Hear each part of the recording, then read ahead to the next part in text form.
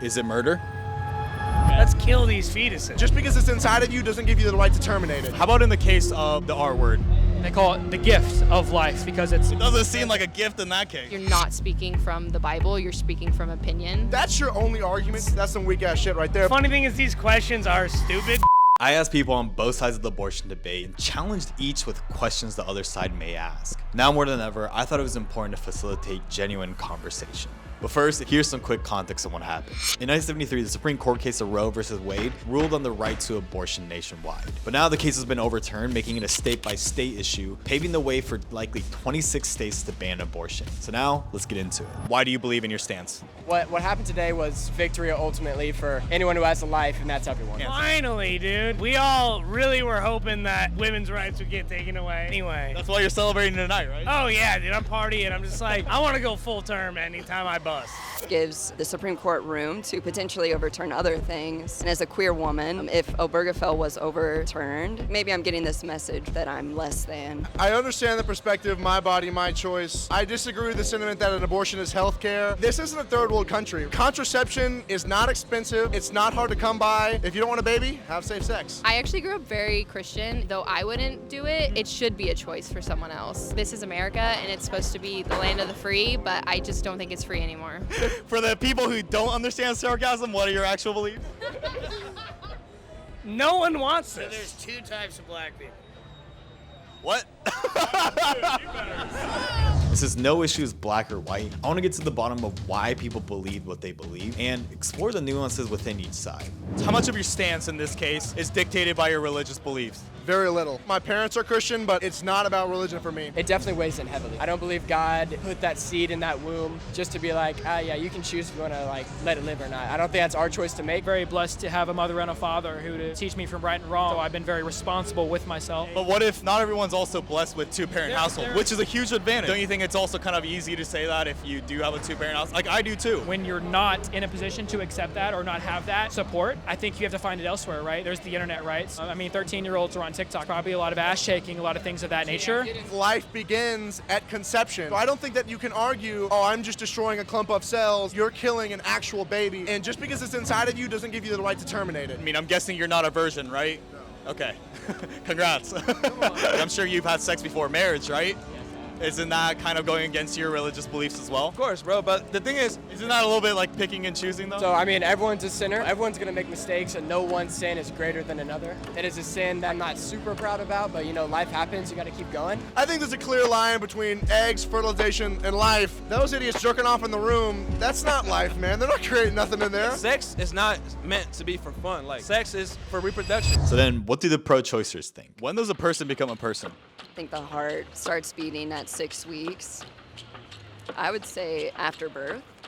When they come out of the womb. When they breathe air. As soon as the reading on the stick says pregnant, then that's life. Now they got 2 kids, like my position has shifted a little bit. 15 years ago, I guess I would have just gone along with the viability standard. Another thing that gets lost is that people that are against abortions talk about it, they trivialize the decision a lot where they try to demonize the person getting their abortion. That's not a decision that anyone would take lightly. Dude, you're asking the dumbest motherfucker alive about well, I'm gonna have a hot take. You're like, actually, at 6 to 12 weeks, it just no. You just want women to have rights over their bodies, and that's it. But should there be a cutoff on when it's too late? I don't know. It's hard. How about if it's like literally like a week before? At that point, just put the kid up for adoption. If their doctor thinks it's safe enough to perform an abortion, then that's How about after it's born?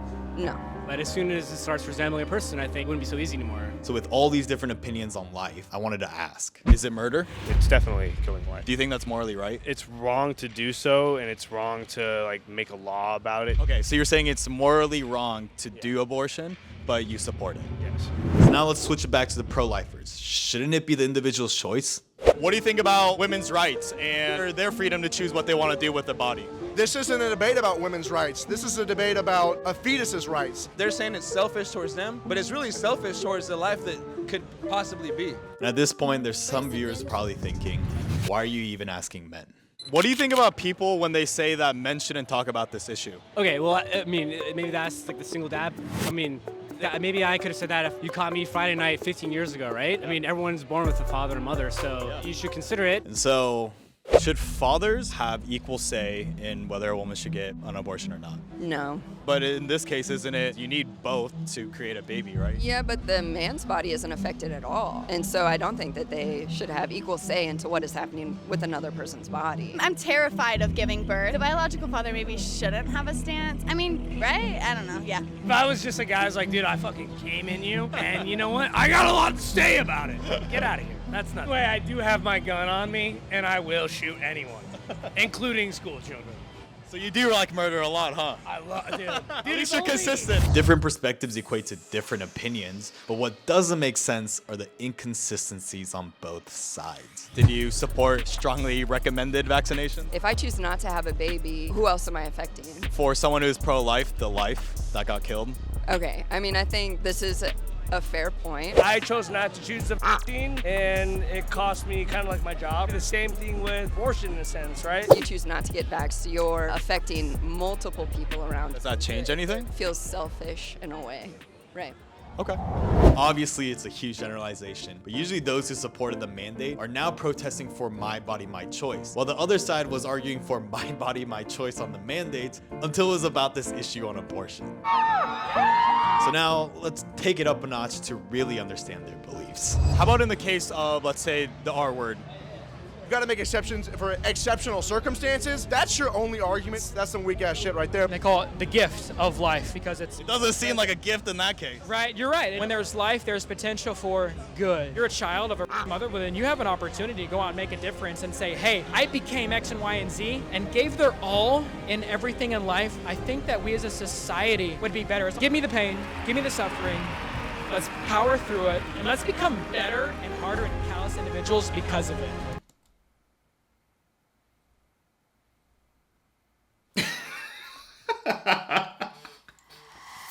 Sorry. But are we putting the focus on the wrong thing? Do you think that adoption should be prioritized more than abortion? America has not fixed our foster adoption system. Many children that are in abusive homes. I'm adopted. I was adopted at 4 days old. Adoption's a much better route. I want less people. Why do you want less people? Oh, dude, the freeway opens up. Let's kill these fetuses. But if they could, what would they say about each other? Have an open mind and don't be that pro-life person that says, oh, you're gonna go to hell. You're not speaking from the Bible, you're speaking from opinion. You know damn well the risk just to sacrifice a life because of your poor judgment making is unacceptable. I definitely get it's like, okay, that's a person. But your shit ends when it's like, all right, well, I'm going to tell you what to do with your own body. There's 66, I think, million abortions that have been since the 1960s. So you're gonna sit here and tell me I have 60 million brothers and sisters that I'm supposed to be hanging out with right now and make memories with, and they're not here. It's sad and it gets me emotional, man. It's like there's Thank you so much to my brothers and sisters for watching so far. Sorry.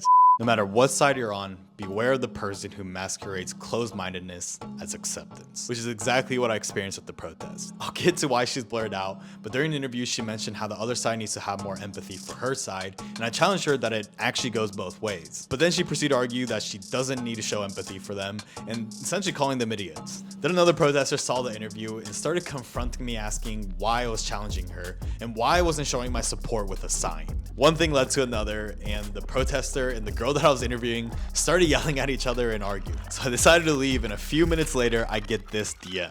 Do not use a single piece of that footage you took of me. I don't consent to you using it anymore. Made me look like a f***ing fool, then run away like a pussy. Bet, delete it. Gotta say, those are some harsh words from an empath. Holding a sign or posting an Instagram story doesn't make you open-minded, and neither does just talking to people you agree with. Vilifying the opposition is a lazy cop-out to avoid conversation and critical thought. And if empathy no longer means considering others' experiences, maybe the last thing our country needs is more empaths.